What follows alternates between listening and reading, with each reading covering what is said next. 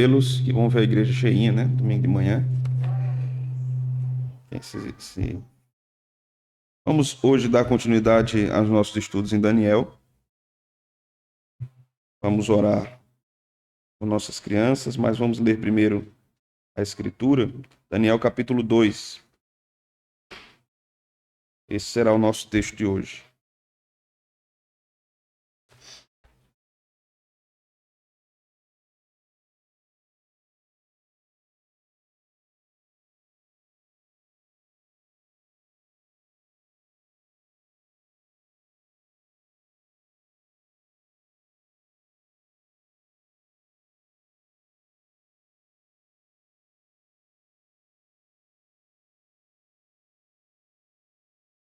Meus irmãos, vocês encontraram? Vamos fazer uma leitura participativa.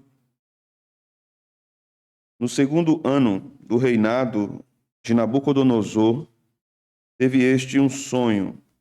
O seu espírito se perturbou e passou-se-lhe o sono.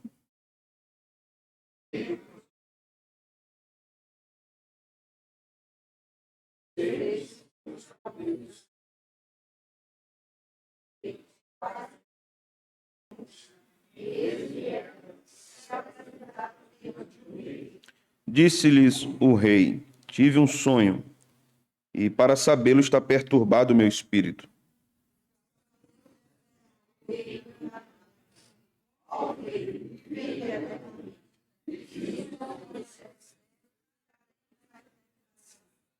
Respondeu o rei e disse aos caldeus: uma coisa é certa, se não me fizerdes saber o sonho e a sua interpretação, sereis despedaçados, e as vossas casas serão feitas monturo.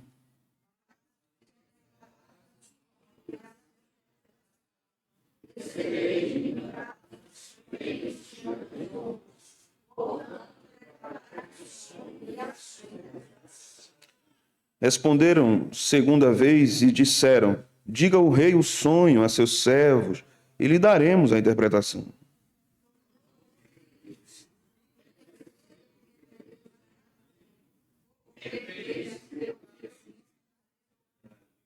Isto é, se não me fazeis saber o sonho, uma só sentença será a vossa, pois combinastes palavras mentirosas e perversas para as proferirdes na minha presença, até que se mude a situação. Portanto, dizei-me o sonho e saberei que me podeis dar-lhe a interpretação.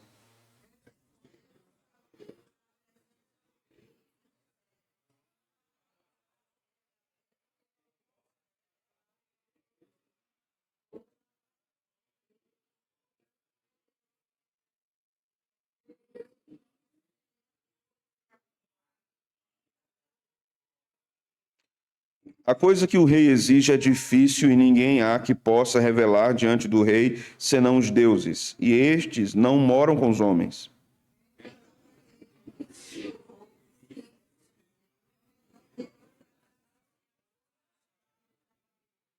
Saiu o decreto segundo o qual deviam ser mortos os sábios, e buscaram a Daniel e aos seus companheiros para que fossem mortos.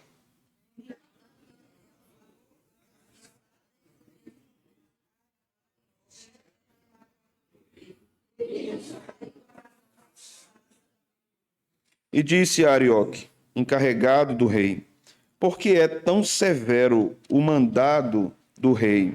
Então Arioque explicou o caso a Daniel.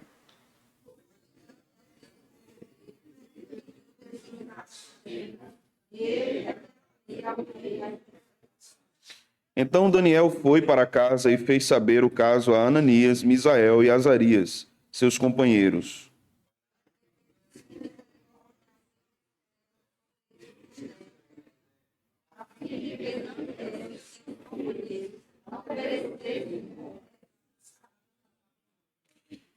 Então foi revelado o mistério a Daniel numa visão de noite. Daniel bendisse o Deus do céu.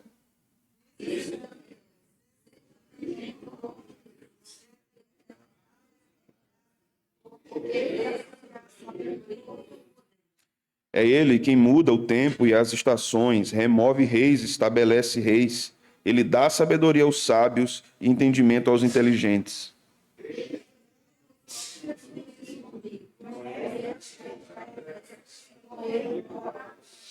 A ti, ó Deus de meus pais, eu te rendo graças e te louvo, porque me deste sabedoria e poder. Agora me fizeste saber o que te pedimos, porque nos fizeste saber este caso do rei.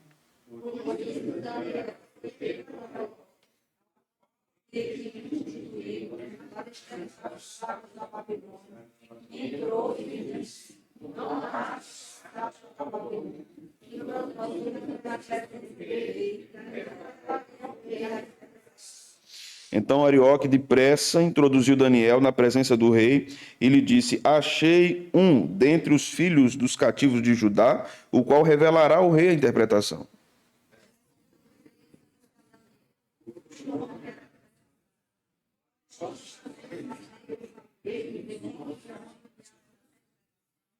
Respondeu Daniel na presença do rei e disse: O mistério que o rei exige, nem encantadores, nem magos, nem astrólogos o podem revelar ao rei.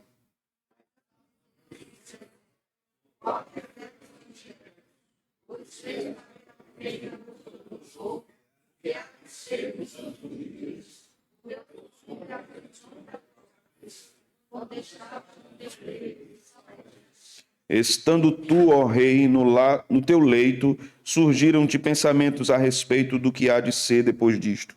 Aquele, pois, que revela os mistérios, te revelou o que há de ser.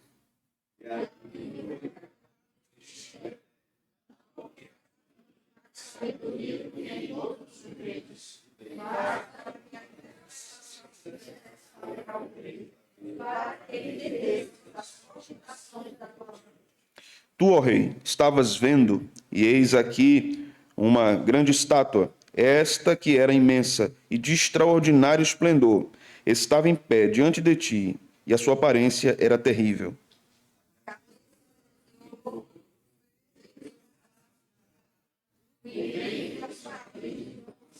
As pernas de ferro, os pés em parte de ferro, em parte de barro.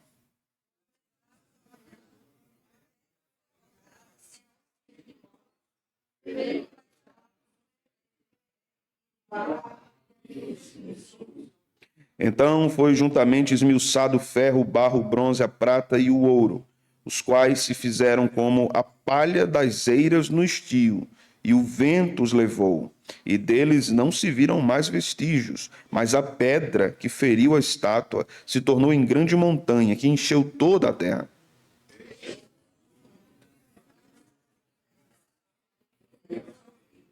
Tu, ó rei, rei de reis, quem o Deus do céu conferiu o reino, o poder, a força e a glória?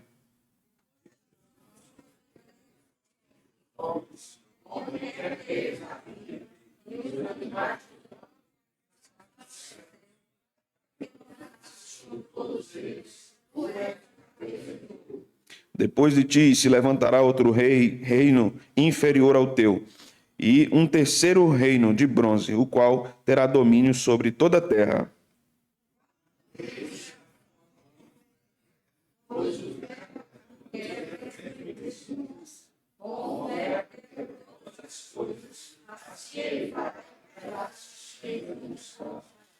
Quanto ao que viste dos pés e dos artelhos em parte de barro de oleiro e em parte de ferro, será esse um reino dividido. Contudo, haverá nele alguma coisa da firmeza do ferro, pois que viste o ferro misturado com o barro de lodo.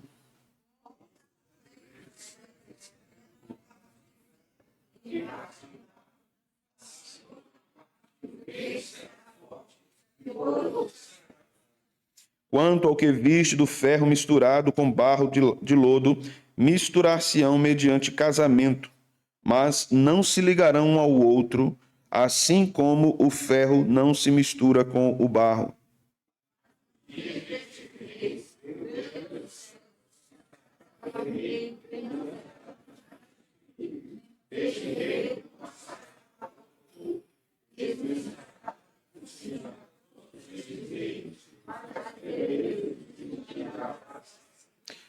Como viste que do monte foi cortada uma pedra sem auxílio de mãos, e ela esmiuçou o ferro, o bronze, o barro, a prata e o ouro, o grande Deus fez saber ao rei o que há de ser futuramente. Certo é o sonho e fiel a sua interpretação.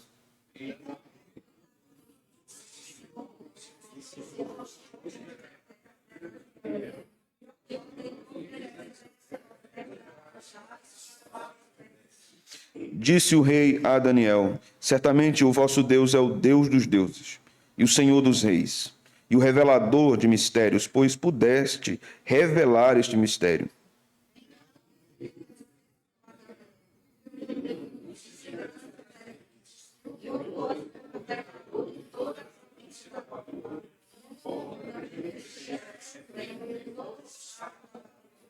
A pedido de Daniel, constituiu o rei a Sadraque, Mesaque e Abednego sobre os negócios da província da Babilônia. Daniel, porém, permaneceu na corte do rei. Amém. Vamos orar, meus irmãos. Senhor, louvamos o teu nome pela tua palavra. Louvamos o teu nome por estarmos juntos nesse dia que fez o Senhor em nossa escola dominical.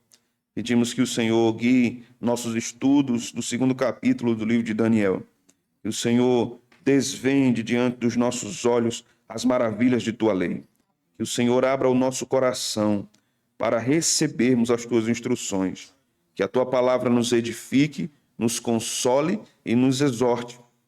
Senhor, molda-nos pela tua palavra. Essa é a nossa oração no nome de Jesus. Amém. Podem sentar, meus irmãos.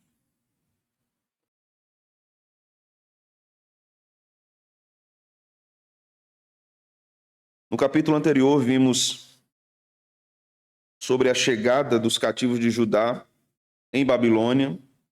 E os personagens centrais aqui do nosso enredo são Daniel e seus amigos, Ananias, Misael e Azarias.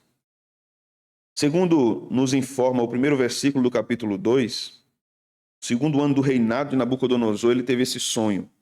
Então fazia pouco tempo que Daniel estava com seus amigos em Babilônia, possivelmente ainda o segundo ano que ele estava ali, ou o primeiro ano que ele estava ali. Nabucodonosor teve um sonho, como nós lemos, uma grande estátua, terrível estátua e enorme, extraordinária estátua estava diante das suas visões, nos seus sonhos. E aquela estátua era dividida. A cabeça era de ouro, o peito de prata, o ventre de bronze e as pernas de ferro, os pés misturados de ferro e barro. Este era um símbolo dos grandes impérios do mundo antigo. Babilônia, a cabeça de ouro, Medo-Persa, o peito de prata, a Grécia, o ventre de bronze, e o Império Romano, as pernas de ferro, com os pés misturados de ferro com barro.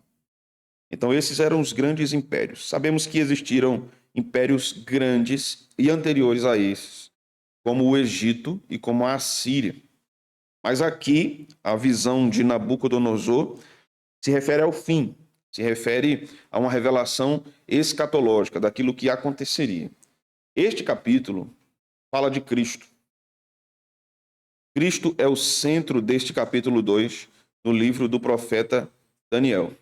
Este capítulo nos fala do reino consumado de Cristo e o seu poder. Esse capítulo nos ensina que Cristo destruirá todos os impérios humanos. Todos eles. Nenhum governo humano subsistirá diante da grande pedra, cortada não por mãos humanas e que encheu toda a terra. Essa pedra que destruiu a estátua é Cristo. E ele é revelado assim no Novo Testamento. Então aqui nós iremos considerar algumas coisas importantes nesse capítulo 2, meus irmãos. Primeiro, que Deus é quem controla toda a criação, inclusive a história e as mentes. Deus controla as mentes.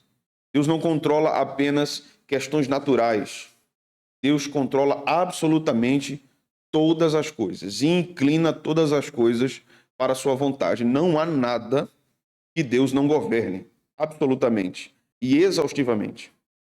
Aqui nós aprendemos que Deus dirige o curso da história e aprendemos que o povo de Deus não deve estar desesperado diante de situações históricas e nem diante de governos perversos. Aprendemos também nesse capítulo que governos perversos se levantarão na história da humanidade como sempre se levantaram, mas nenhum desses reinos humanos é maior do que o reino de Cristo. E nenhum desses governantes é mais poderoso do que o próprio Cristo. Aqui também aprenderemos na segunda parte desse texto que Deus governa a política, a história e a escatologia, o fim de todas as coisas. Aprendemos aqui a sermos atentos às recomendações do Todo-Poderoso, que o povo de Deus tem apenas um rei. O povo de Deus tem apenas um Senhor. Aprendemos aqui que as nossas esperanças não devem estar nem em políticos, nem em partidos, nem em sistemas econômicos, nem em nenhum tipo de teoria política implementada nesse mundo. Todos eles, por melhores ou piores que sejam, serão destruídos por Cristo. Todos eles. Então eu disse a vocês no domingo passado que a posição de um crente diante de um cenário político é uma posição cética. O crente não acredita no cenário político, porque o cenário que nós temos de homens governando sobre o povo, por supostamente melhores que eles sejam, é um cenário enganoso. Os homens são pecadores terríveis. E não há nenhuma ação política que não tenha nenhuma intenção de autoglorificação por trás. Não há. Não há. Obviamente, em termos sociais, em termos contextuais, na nossa cultura, nós precisamos emitir voto, precisamos votar e exercer a nossa cidadania aqui. Mas votar é uma coisa. Termos políticos e partidos como uma religião civil é outra completamente diferente, meus irmãos. Os crentes devem ter cuidado para não abraçar ideologias terríveis e as transformarem como suas religiões. Católicos e protestantes assumiram o nazismo como algo bom no período da Segunda Guerra Mundial. Como algo bom. Operações terríveis executadas pelos nazistas, uma delas chamava-se Operação Sardinha. Eles faziam com que os homens cavassem grandes valas, enormes valas, e depois de cavarem, os nazistas mandavam eles entrarem nessas valas, e então executavam aqueles judeus. Depois de mortos, eles chamavam um outro grupo de judeus e ordenavam que eles colocassem terra, areia, sobre aqueles que estavam na vala. E quando eles terminavam de colocar areia, eles assassinavam, executavam aqueles outros judeus e os jogavam na vala, até que a vala fosse cheia.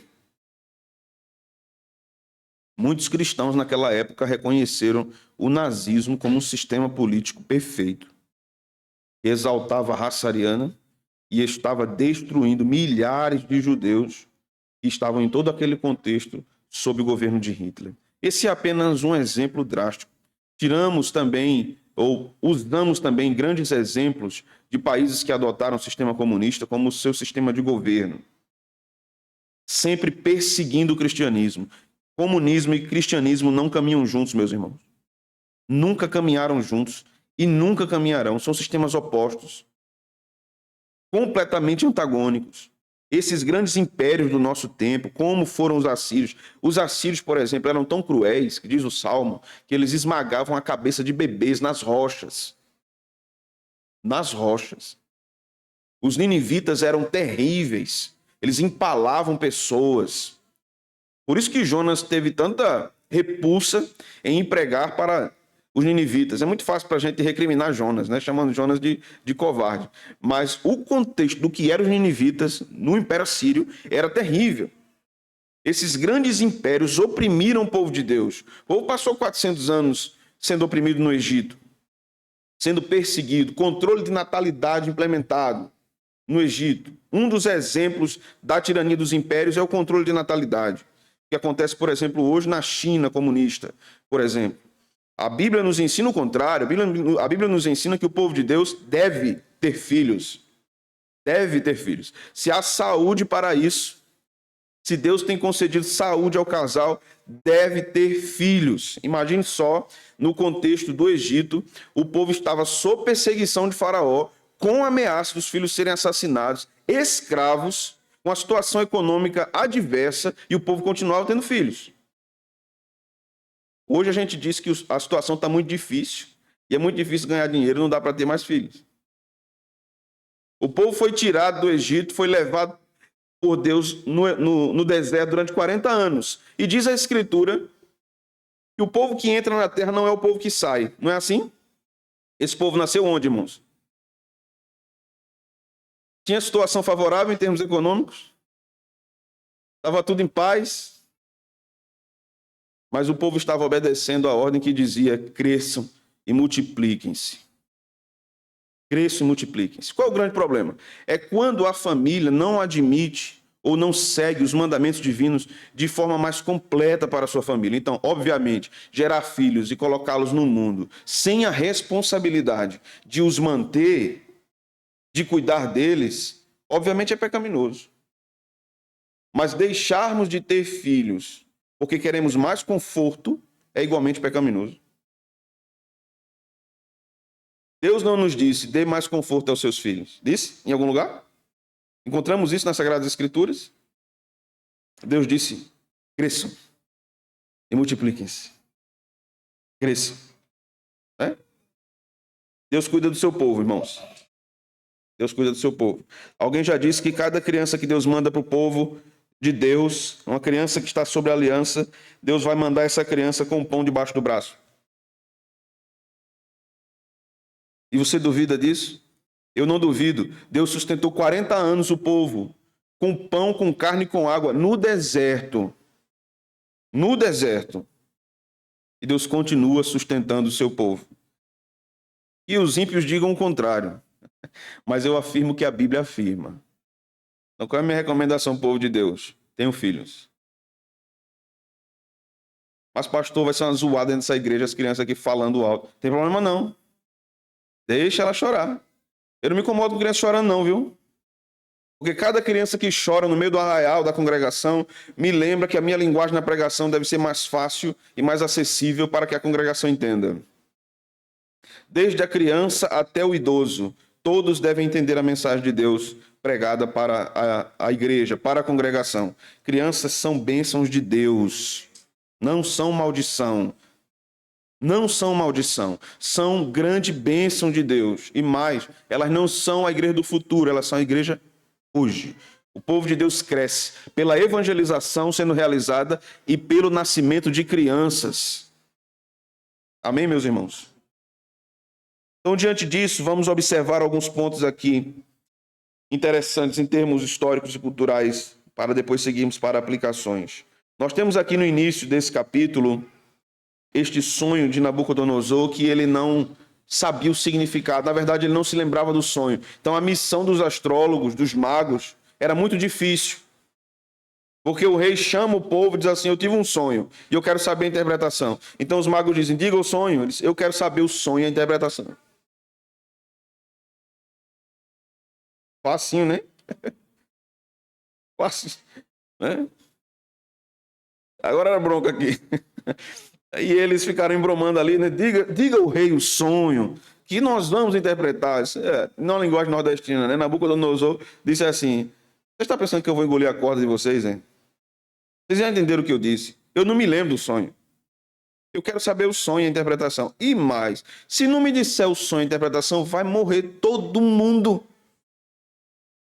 E a casa de vocês vai virar monturo, vai ser destruída. A ideia de monturo aqui está ligada à ideia de esterco no original. A casa de vocês vai ser tão útil como um monte de esterco é. Será que o rei estava bravo, não? E os homens lá tentando ganhar tempo com toda aquela situação. No Antigo Testamento, nós observamos, irmãos, que os sonhos faziam parte da forma com que os povos acreditavam que os deuses se comunicavam com eles. Então, um sonho podia ser um tipo de orientação divina. E para um rei isso tinha um peso muito maior, porque um sonho podia ser algum alerta, alguma advertência de proteção dos deuses a um ataque inimigo. Por isso que Nabucodonosor estava tão desesperado para saber o sonho. Alguma coisa poderia acontecer, ele precisava saber o que era. Por isso ele tinha os seus funcionários pagos pela corte, os magos, os astrólogos e os sábios, que estavam ali para servi-lo nesse quesito, nesse sentido. Mas eles não conseguiam saber o que passava-se na mente dos deuses, apenas interpretar o que os deuses diziam. Quando nós ainda observamos os costumes do Antigo Oriente Próximo, que é o período do Antigo Testamento, observamos que Deus também falou através dos sonhos, não só a Nabucodonosor, mas a Faraó, também a José. Vocês se lembram do sonho de José? E essa era uma forma de Deus falar com o seu povo nesse período de revelação progressiva. Guarde bem esse termo, revelação progressiva. Deus também falava através do Urim e Tumim. Deus também falava através de visões, que não eram sonhos, eram visões. Então, no caso de Ezequiel, por exemplo, ele teve várias visões. Ele estava acordado. O caso de Paulo, por exemplo, no Novo Testamento, ele diz que um homem foi levado ao terceiro céu, se no corpo ou fora do corpo, ele não sabia, Deus o sabia. Então, ele também teve visões. Então, essas eram formas que Deus falava, e também através de profecia. Então, à medida que o cânon vai se formando, essas formas antigas de Deus falar vão cessando, vão diminuindo, porque Deus está dando a sua palavra e o cânon está sendo fechado. É engraçado porque muito crente hoje acha que tudo que sonha é Deus falando. Sonhou com um gato. Quer dizer um gato, pastor? É um gato. Você sonhou com um gato. Pastor, eu sonhei que eu estava atravessando a rua e aí o sinal fechava e uma moto parava. O que é que quer dizer isso? Uma moto parou quando o sinal estava fechado, meu irmão. Quer dizer exatamente isso. Mas alguma coisa por trás, né? E tem muito crente que fica vivendo em função disso. Sonhou com cobra, acha que alguém vai trair ele. Sonhou com gato preto, acha que vai acontecer alguma coisa, vai dar azar. Sonhou com a coruja voando por cima da casa, é porque alguém vai morrer. Meu irmão, isso é para quem joga no bicho. Isso é para quem joga no bicho. E o povo fica perturbado. Uma vez uma irmã, acho que no Facebook, faz alguns anos, mandou uma mensagem para mim, disse, pastor, eu sonhei com a Bíblia suja de vermelho. Isso quer dizer o quê? Eu disse, caiu suco de uva, irmã, em cima. Alguma coisa assim, a irmã estava na ceia, caiu o cálice, alguma coisa, melou. Mas não é o sangue de Jesus não, pastor? Eu disse, não, irmã, não é o sangue de Jesus. Então, o crente não deve ser guiado por estas coisas. Obviamente, irmãos, Deus é soberano e todo-poderoso e pode dirigir o seu povo por formas extraordinárias em questões muito pontuais. Mas, ordinariamente, Deus dirige o seu povo pela sua palavra e ela é suficiente para nós. Agora, muito crente que fica procurando revelação, sonho e revelamento por aí, né? E não está buscando a Deus na palavra. Esse é o grande prejuízo. Mas no Antigo Testamento, Deus falou dessa forma e nós devemos admitir como uma forma válida de Deus falar. E aqui ele fala com Nabucodonosor.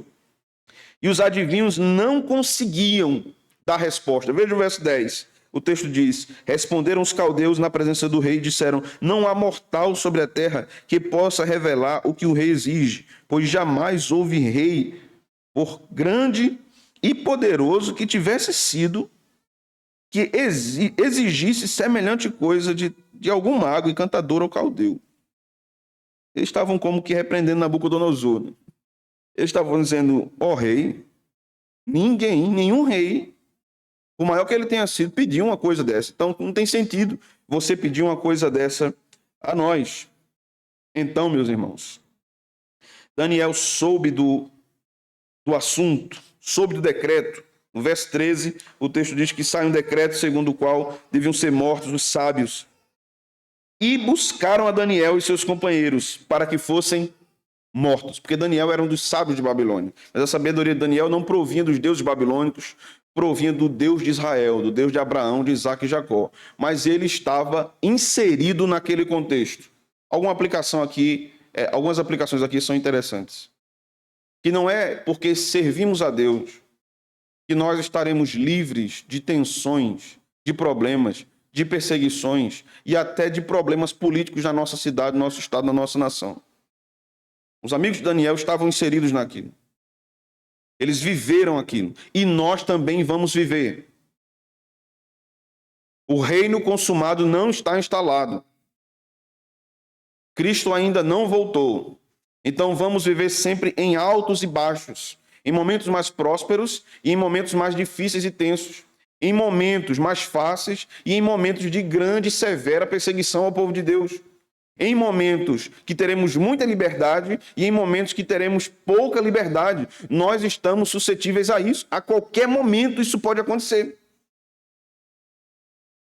A qualquer momento pode se instaurar sistemas perversos no mundo, em termos econômicos, em termos educacionais, em termos culturais. Presbítero Valdir.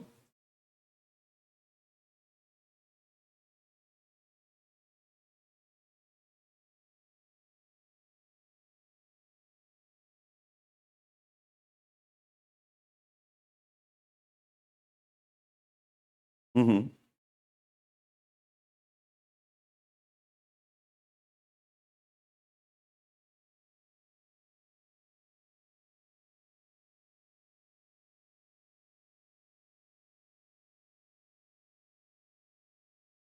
De Daniel. Exato.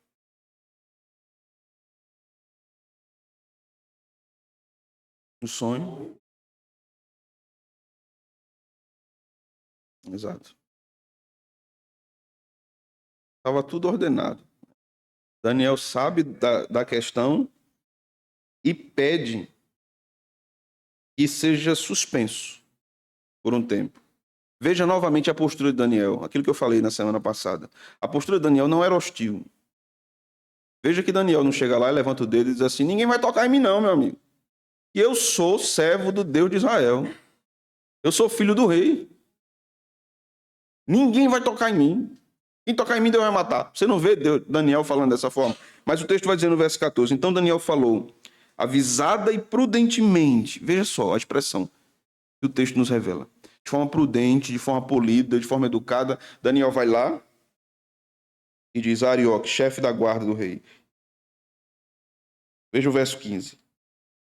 E disse a Arioque, encarregado do rei, por que é tão severo o mandado do rei?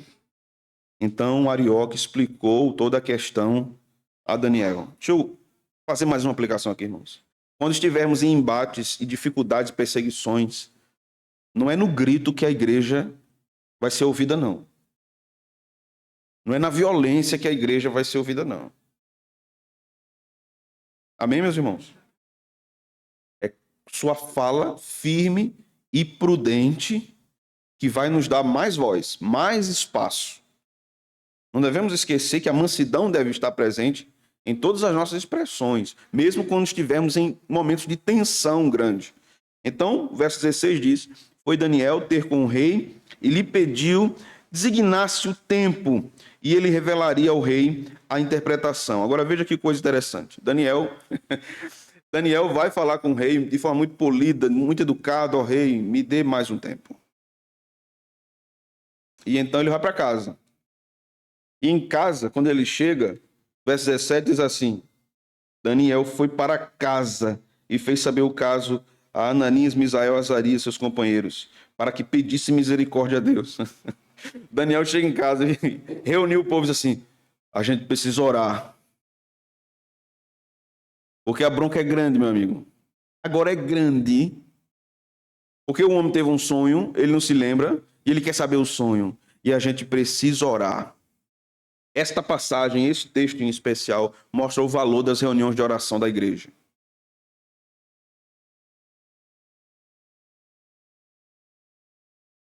Não quis ouvir. Foi. E ele ouviu Daniel. E ele atende Daniel, né? Aí você vê a ação de Deus aqui, né? No pedido de Daniel, Deus inclinando o coração do rei. Então Daniel vai para casa e diz aos irmãos, né? Judeus: precisamos orar para que Deus tenha misericórdia, para que Deus fale. Meus irmãos, a maior arma que nós temos em termos sociais é o nosso testemunho e a nossa oração.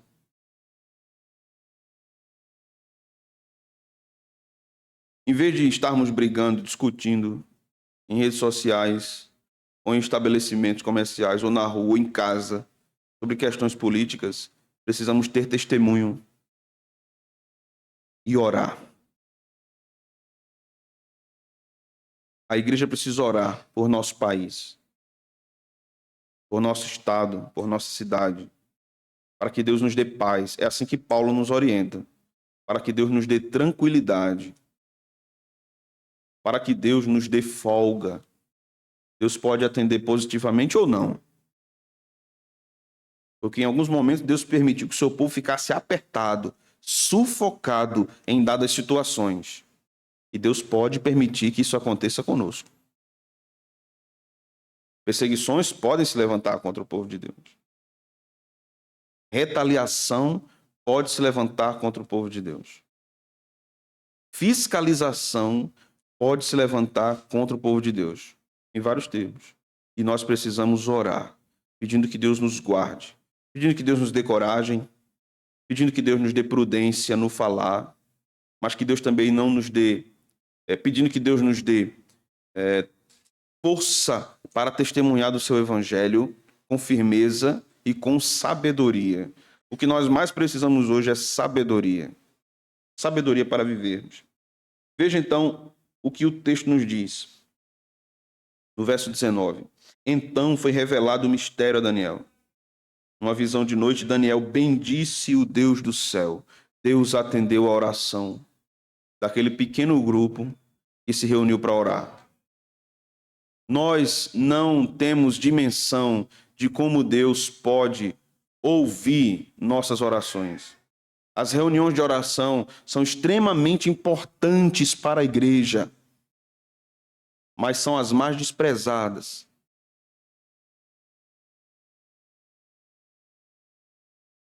As reuniões de oração são as mais abandonadas. Meus irmãos, nós não sabemos o dia de amanhã. Não sabemos como será daqui a um mês, 1 ano, 2 anos. As reuniões de oração são ensinadas na Escritura desde o Antigo Testamento. Aqui é um exemplo. Capítulo 2 de Atos, quando o povo se reúne para orar, é outro exemplo. Jesus convidando os seus discípulos para orarem com ele e eles dormem, né? É outro exemplo. Então a Bíblia nos ensina várias vezes sobre a importância de reuniões de oração. E nós continuamos dormindo como os discípulos. Não atentando para a importância da igreja orar em comunidade. Mas algumas perguntas podem se levantar, né? Mas pastor, eu não posso orar em casa não e Deus não vai ouvir não. Você tem o espaço e o tempo de orar em particular em sua casa, mas Deus ordena que o seu povo esteja reunido orando.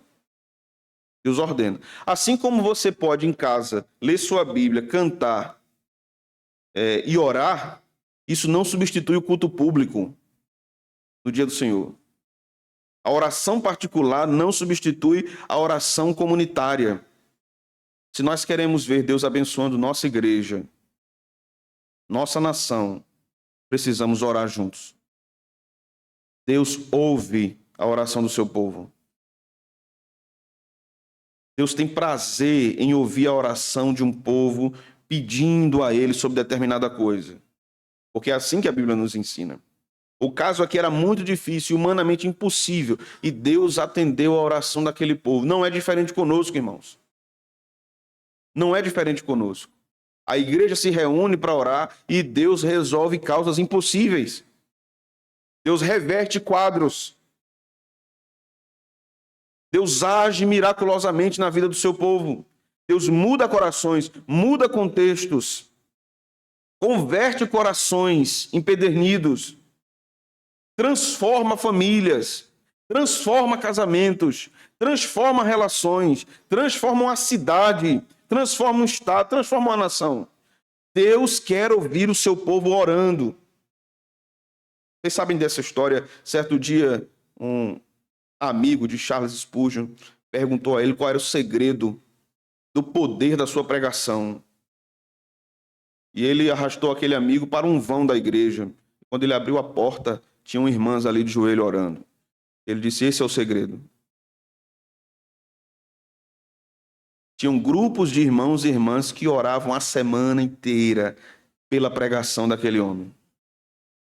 Não há poder na vida de um pregador que venha somente da sua relação dele com Deus. Há sempre um grupo orando por ele, mesmo que seja pequeno. Mesmo que seja muito pequeno. Não é o tamanho do grupo, mas é a fé. É a obediência a Deus que nos faz ver as coisas mudarem. Veja o versículo de número 20. Disse Daniel: seja bendito o nome de Deus, de eternidade a eternidade, porque dele é a sabedoria e o poder. É ele quem muda o tempo e as estações, remove reis e estabelece reis. Ele dá sabedoria aos sábios e entendimento aos inteligentes. Revela o profundo e o escondido. Conhece o que está em trevas e com ele mora a luz.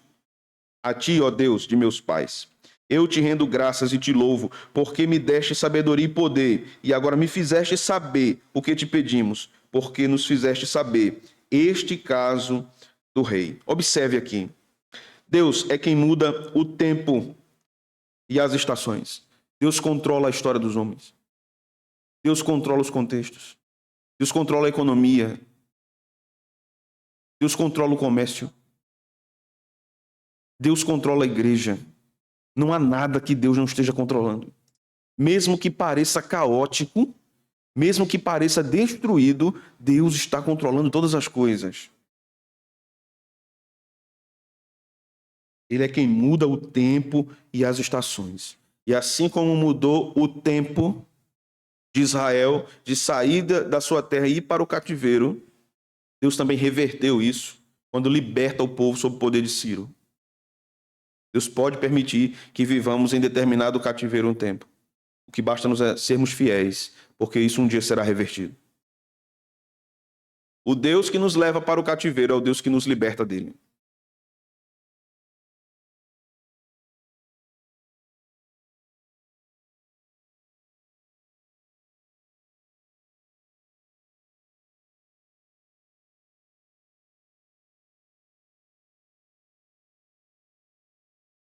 Exato.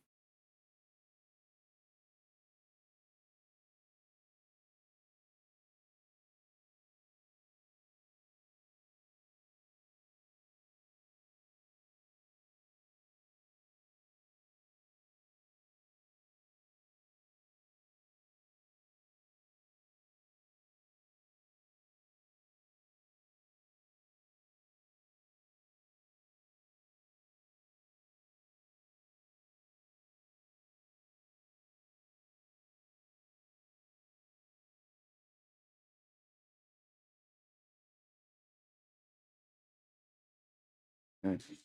E usar errado que Deus deu. É. E usar errado que Deus deu. É verdade. Veja aqui que o texto diz que ele dá inteligência e sabedoria, ele revela o profundo e o escondido. Não há nada que possa ser ocultado a Deus. Nada, irmãos. Os nossos pecados Deus conhece profundamente. As nossas dores silenciosas Deus conhece profundamente. Exaustivamente. Deus nos conhece nos mínimos detalhes. Todas as células do nosso corpo, Deus conhece exaustivamente. Todos os fios da nossa cabeça, Ele conhece. Diz a palavra de Deus que Ele sabe o número. Diz o Catecismo de Heidelberg, que Ele não deixará cair um fio só de nossa cabeça, se não for assim a sua vontade. Deus conhece o nosso coração, conhece sua vida, sua casa, seus problemas, seus pecados, suas dificuldades, seus vícios, suas desobediências profundamente. Nós não conseguimos nos esconder de Deus. Adão pensava que isso seria possível. Porque tentar se esconder de Deus é um ato irracional, porque nós não podemos nos esconder de Deus.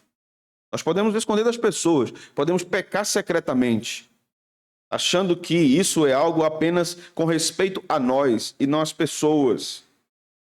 E ficamos muito envergonhados quando o nosso pecado se torna público. Mas é interessante que nós não ficamos com tamanha vergonha quando nós pecamos e sabemos que Deus está contemplando tudo. A nossa vergonha maior deve ser diante de Deus quando nós pecamos. Esse deve ser o nosso maior constrangimento. A nossa preocupação em proteger a nossa autoimagem diante da sociedade, diante da igreja, é uma preocupação hipócrita.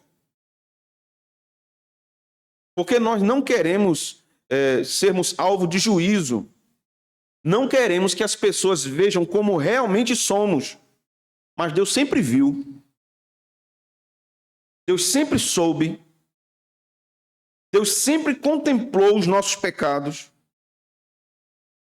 As nossas dificuldades também. Os nossos sofrimentos também. Diante dos homens nós vestimos uma espécie de capa, de uma roupa de festa. Diante de Deus, não. Todos nós estamos despidos diante dos olhos do Todo-Poderoso.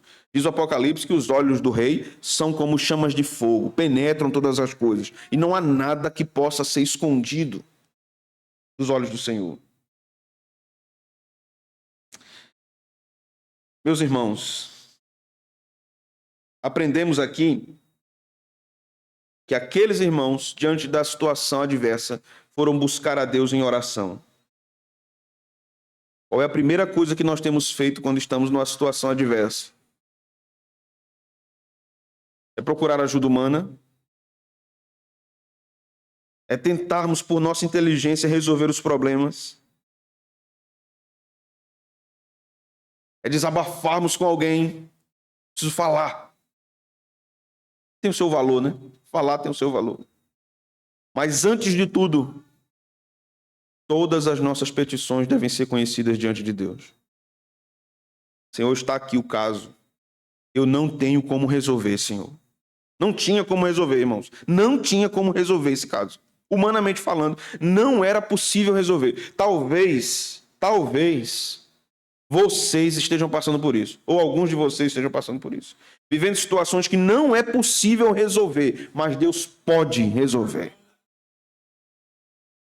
Deus pode. Talvez não haja recursos, Deus tem os recursos. Talvez não haja caminhos, Deus tem os caminhos.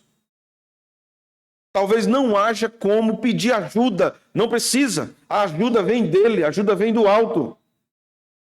Basta que o nosso coração esteja convicto e confiante. Senhor, tu és Deus. Tu és, veja o que o texto diz aqui, tu és o Deus dos céus. Tu és o Deus dos céus, que contempla todas as coisas. Então, o verso 24, veja, vamos prosseguir. Por isso Daniel foi ter com Arioque, ao qual o rei tinha constituído para exterminar os sábios da Babilônia. Entrou e lhe disse, não mates os sábios da Babilônia. Introduze-me na presença do rei e revelarei ao rei a interpretação. Então Arioque depressa introduziu Daniel na presença do rei e lhe disse, achei um dentre os filhos dos cativos de Judá, o qual o revelará ao rei a interpretação. Respondeu o rei e disse a Daniel, cujo nome era Beltesazar, podes tu fazer-me saber o que vi no sonho e a sua interpretação? Daniel respondeu, o mistério que o rei exige, nem encantadores, nem magos, nem astrólogos o podem revelar ao rei. Mas há um Deus no céu, o qual revela os mistérios, pois fez saber ao rei Nabucodonosor o que há de ser nos últimos dias. O teu sonho e as visões da tua cabeça, quando estavas no teu leito, são estas. Daniel começou sua fala dizendo, não há quem resolva. Não há nenhum sábio nessa terra que resolva. Não há juiz que resolva, não é, irmãos? Não há médico que resolva. Não há advogado que resolva. Mas há um Deus nos céus que resolve. Há um Deus que governa a sua vida e resolve. Daniel estava cheio de marra aqui, né? Cheio de marra santa. Ele disse ao rei, o que você sonhou foi isso. Você estava, ó rei, no seu leito. Surgiram-te pensamentos a respeito do que há de ser depois disto. Aquele, pois, que revela os mistérios, te revelou o que há de ser. E a mim me foi revelado este mistério, não porque haja em mim mais sabedoria do que em todos os viventes, mas para que a interpretação se fizesse saber ao rei e para que entendesses as cogitações de tua mente. Daniel tira toda a glória que fosse possível ser atribuída a ele. Ele diz, não é de mim, não sou eu, é Deus, rei, é o Deus de Israel. Não sou eu que tenho poder, eu não sou um mago, eu não sou um sábio, eu não sou um astrólogo. O poder não está em mim, não está na minha sabedoria, mas está no propósito de Deus, de fazer você saber a interpretação. Porque esse sonho se refere ao seu império, se refere a tudo que virá depois, e se refere ao império de Deus, ao reino de Deus.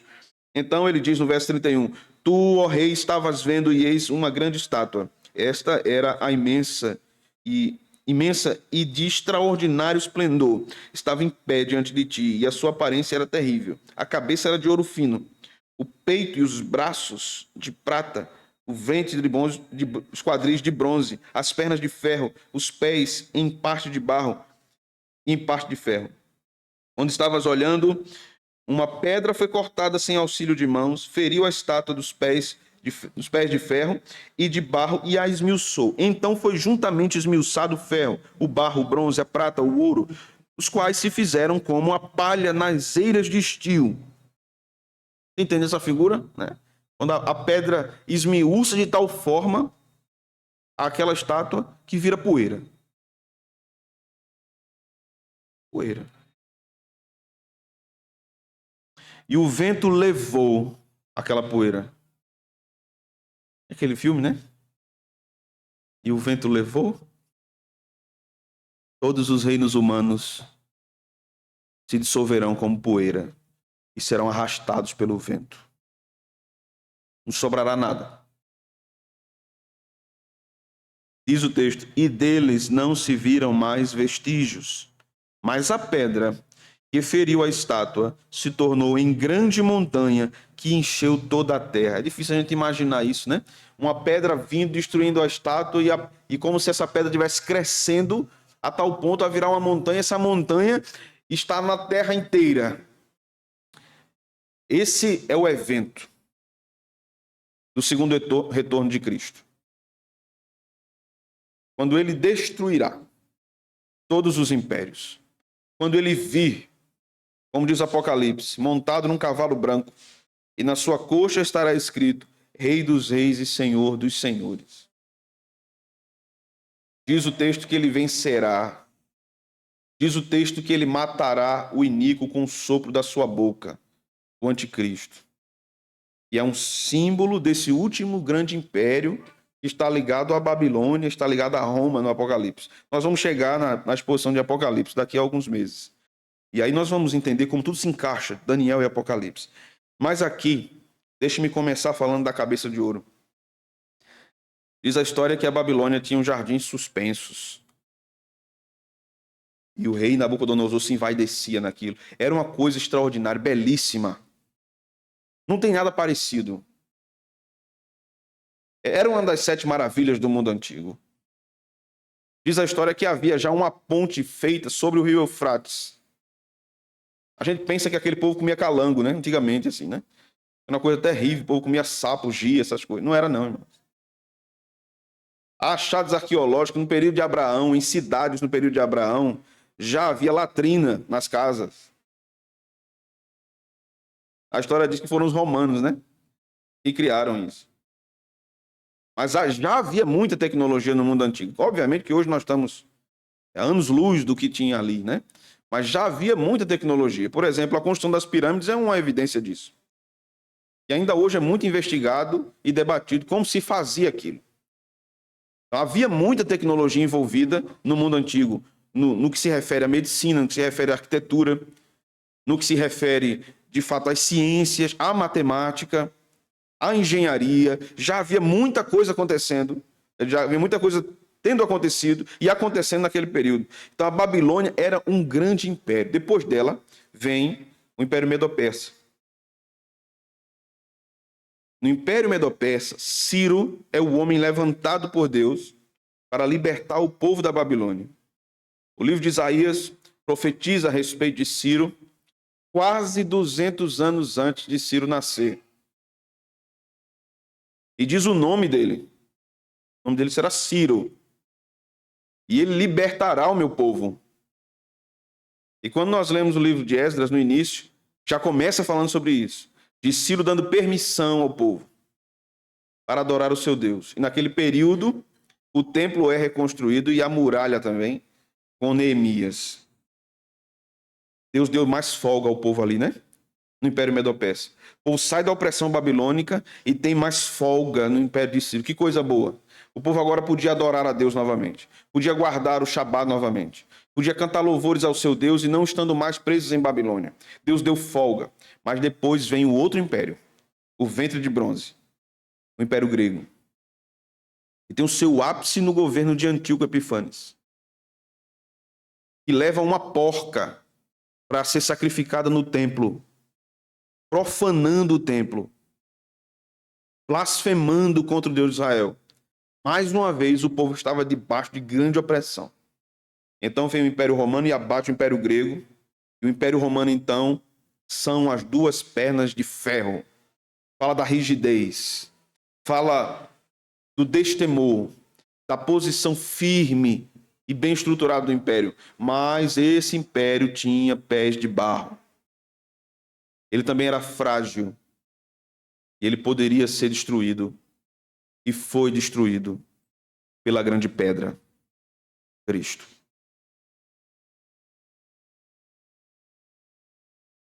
Nos países ocidentais, orientais, temos várias guerras políticas, embates políticos, partidos, grupos políticos, candidatos, que vivem se degladiando, inventando e denunciando corrupções um do outro. Nós não sabemos o que é verdade e o que é mentira.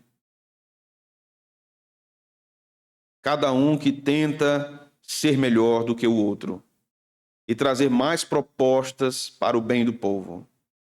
Propostas muitas vezes enganosas, soberbas, iníquas, que desonram a Deus. Todos esses impérios, todos eles, não se comparam ao reino de Cristo. Eu dizer uma coisa a vocês, meus irmãos. Quem nos sustenta não é o governo federal, é Deus. Nos preocupamos com a economia, com a bolsa, com a alta do dólar, com o comércio. É natural, né? Nós vivemos nesse mundo aqui. Mas, em primeira e última instância, nos lembremos.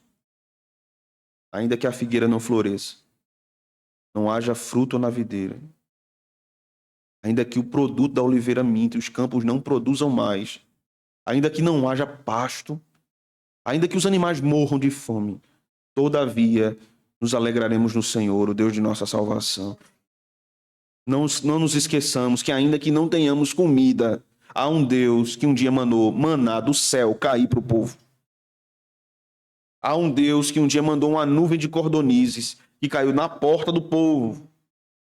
Aquilo não está em vão no texto sagrado. Quem cuida da nossa manutenção e do nosso sustento é Deus. Obviamente, nós devemos ter responsabilidade, trabalho e esforço. Mas quem cuida de nós é Deus. Então, veja o versículo 36. Daniel começa a interpretar o sonho. Este é o sonho e também a sua interpretação. Diremos ao rei: Tu, ó rei, Rei de reis, a quem o Deus do céu conferiu o reino. Quem deu o poder a Nabucodonosor? Deus. Nabucodonosor era um ímpio, terrível. Mas o texto diz que Deus deu o reino a Nabucodonosor. E observe os detalhes no texto. Conferiu o reino, o poder, a força e a glória. O texto diz: a cujas mãos foram entregues os filhos dos homens, onde quer que eles habitem, e os animais do campo, e as aves do céu, para que dominasses sobre todos eles. Tu és a cabeça de ouro. Todos os homens foram entregues nas mãos de Nabucodonosor. Nabucodonosor tinha um governo totalitário, mas só tinha porque Deus permitiu isso. Ele só era o que era no seu império porque Deus permitiu isso. Nem sempre poder, riqueza e glória é dado para o bem de alguém. Nem sempre. muitas vezes é para a destruição, como foi no caso de Nabucodonosor. O que está posto aqui para Nabucodonosor foi posto para Adão. Adão devia governar a criação. E o texto vai fazendo esse paralelo de Nabucodonosor como um grande rei do mundo. Seu império era o maior naquele período. E o texto vai dizendo que foi Deus que deu aquilo. Mas o texto continua no verso 39. Depois de ti, ou seja, o teu reino terá fim. O reino de Nabucodonosor terá fim, assim como os reinos dos faraós que oprimiram o povo tiveram fim. Assim como qualquer reino humano terá fim, qualquer opressor humano que esteja relacionado a nós terá o seu reino limitado por Deus.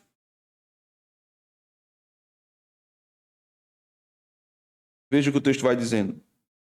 Depois de ti se levantará outro reino inferior ao teu, e um terceiro reino de bronze, o qual terá domínio sobre toda a terra. O quarto reino será forte como ferro, pois o ferro a tudo quebra e esmiuça. Como o ferro quebra todas as coisas, assim ele fará em pedaços e esmiuçará. A igreja viveu sob o poder do Império Romano séculos. Jesus morre sob o poder do Império Romano. Paulo é decapitado sob o poder do Império Romano. Pedro é crucificado de cabeça para baixo sob o poder do Império Romano. João foi jogado num barril ou num caldeirão de azeite fervente sob o Império Romano. João foi exilado em Patmos sob o poder do Império Romano. Os vários imperadores foram atrozes e terríveis com o povo. Haviam práticas de mortes terríveis dos cristãos. Uma delas era o grande touro de bronze, onde um crente era colocado dentro do touro e ele era fechado, então aquecido com fogo, até que aquele fiel cozinhasse. Muitos foram lançados nas arenas e os leões famintos de dias foram soltos e eles serviram ali de alimento para os leões. Muitas mulheres crentes foram estupradas no Império Romano, forçando assim os homens, seus maridos, a negarem a Cristo. Muitos receberam torturas que nós não conseguimos imaginar. Suas unhas sendo arrancadas, chumbo derretido colocado na carne viva dos crentes, para que eles negassem a Cristo. E diz então um pai da igreja: o sangue dos mártires era a semente da igreja. A cada crente que morria nas arenas e torturado, a igreja ia crescendo. Isso estava acontecendo debaixo do Império Romano.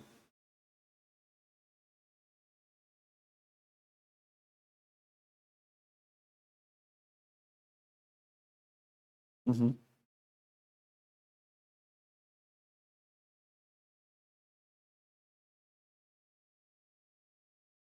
Era um espetáculo, né? Os crentes eram tidos como espetáculo do mundo. Policarpo, quando foi preso sob o Império Romano, e o amarraram no estaca para ser queimado vivo, ele disse: podem atear mais fogo, assim mais depressa estarei com meu Senhor. O Império Romano foi terrível, e ele se tornou um símbolo de grande perseguidor da igreja. Por isso que no Apocalipse Roma aparece novamente. O termo Babilônia aparece novamente. É o símbolo desses grandes impérios. São como se fossem atualizações desses impérios passados que ressurgirão, irmãos. Ressurgirão. O que nos espera não é um tempo de paz nessa terra. O tempo de paz que nos espera é depois do retorno de Cristo. O que nos espera é um tempo de dificuldade. É assim que a palavra de Deus nos revela, de aperto. Mas a grande pedra virá e destruirá todos esses impérios. Vamos caminhando para o fim. O texto diz no verso 41: quando ao que viste dos pés e dos artelhos, em parte de barro de oleiro e em parte de ferro, será esse o reino dividido. A ideia aqui é a divisão do Império Romano do Oriente e do Ocidente. Contudo, haverá nele alguma coisa da firmeza do ferro, pois que viste o ferro misturado com barro de lodo. Como os artelhos dos pés eram em parte de ferro e em parte de barro, assim, por uma parte o reino será forte e outra será frágil. Quanto ao que viste do ferro misturado com barro de lodo, misturar-se-ão mediante casamento, mas não se ligarão um ao outro, assim como o ferro não se mistura com o barro. Mas, nos dias destes reis, o Deus do céu suscitará um reino, que não será jamais destruído. Este reino não passará a outro povo e esmiuçará e consumirá todos estes reinos, mas ele mesmo subsistirá para sempre. Como viste, que do monte foi cortada uma pedra, sem auxílio de mãos, ela esmiuçou o ferro, o bronze, o barro, a prata e o ouro. O grande Deus fez saber ao rei o que há de ser futuramente. Certo é o sonho e fiel a sua interpretação.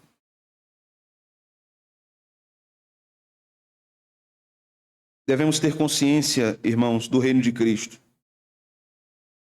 O reino de Cristo já existe e ainda não está consumado.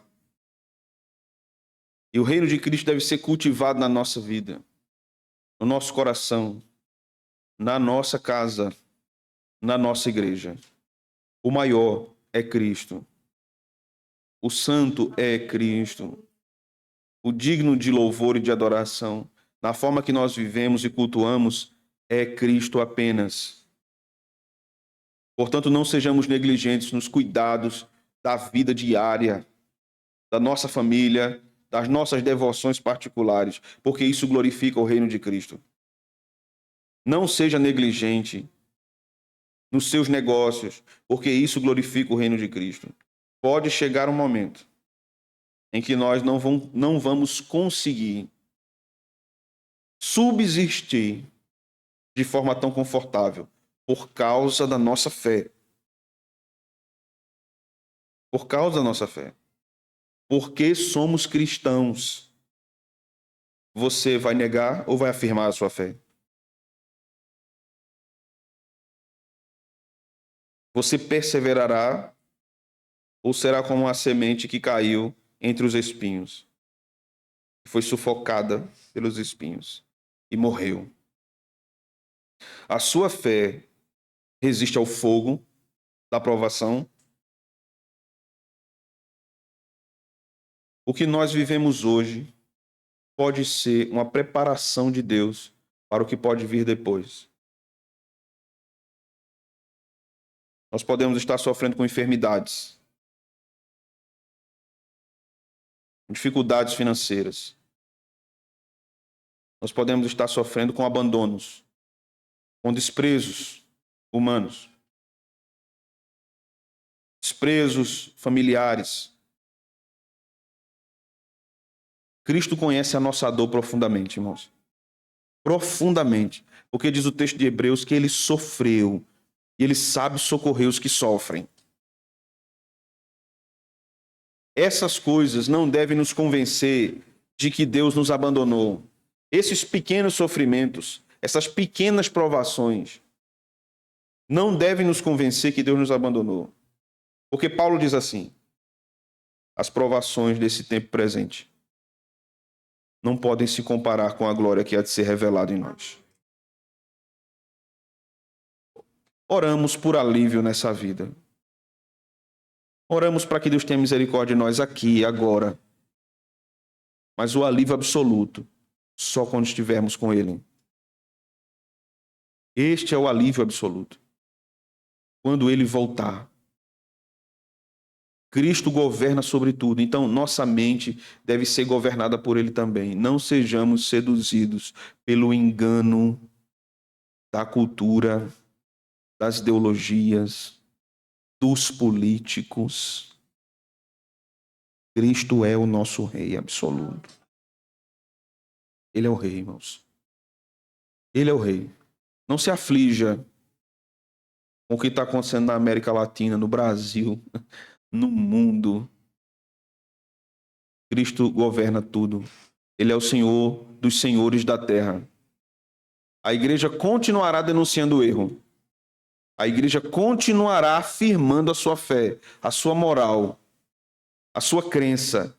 Qualquer um que subir ao governo estará ali porque Deus colocou. Colocou para o nosso benefício ou para o nosso prejuízo. E quando a gente diz assim, Deus colocou, às vezes alguém pode entender que colocou para o nosso bem. Nem sempre. Nem sempre. Pode ser para a nossa aprovação. E Deus faz isso para que a sua igreja continue confiando nele. Nele. E Deus é quem nos mantém. Vamos orar? Te louvamos, Senhor, pela tua palavra, pelo teu reino, pelo socorro que vem de ti. O Senhor foi com aqueles irmãos, Daniel e seus amigos. O Senhor age, o Senhor escuta a oração da igreja. O Senhor opera a favor do seu povo. O Senhor é o governante da história, da política, da cultura. E nós confiamos no Senhor. Nos ajude a permanecermos fiéis, Senhor. Venha o que vier, aconteça o que acontecer, nos ajude a mantermos nossa fé firme no Senhor, nossa esperança viva no teu reino eterno de amor e de bondade. Tu és aquele que nos governa, tu és o nosso rei e nós confiamos nisso. No nome de Jesus. Amém.